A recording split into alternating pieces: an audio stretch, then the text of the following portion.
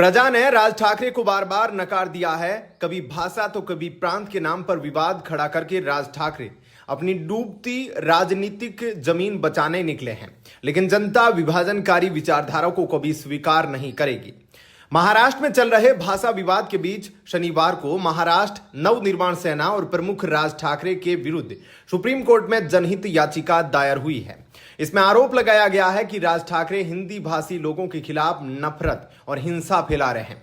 यह याचिका वकील घनश्याम उपाध्याय ने दायर कराई है और मांग की है कि मामले में सिर्फ वे राज ठाकरे के खिलाफ नहीं बल्कि एमएनएस कार्यकर्ताओं के खिलाफ भी एफआईआर होनी चाहिए।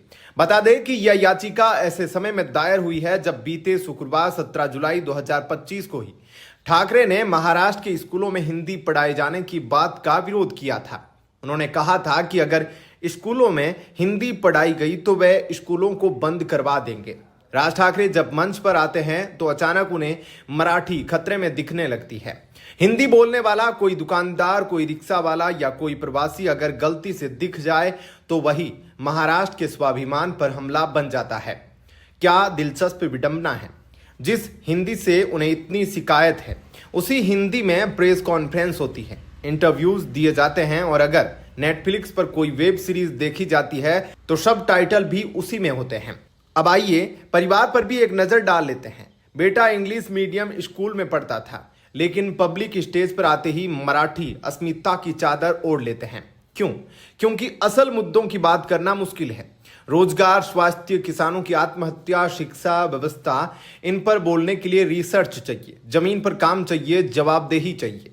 और भाषण के नाम पर सिर्फ शोर मचाना आता हो तो सबसे आसान निशाना है भाषा, क्योंकि वो न बोलती है न पलटकर सवाल करती है। उधर उद्धव ठाकरे की राजनीति अब इतनी बहती धारा बन चुकी है कि यह तय करना मुश्किल हो गया है कि अगला मोड़ किस दिशा में होगा।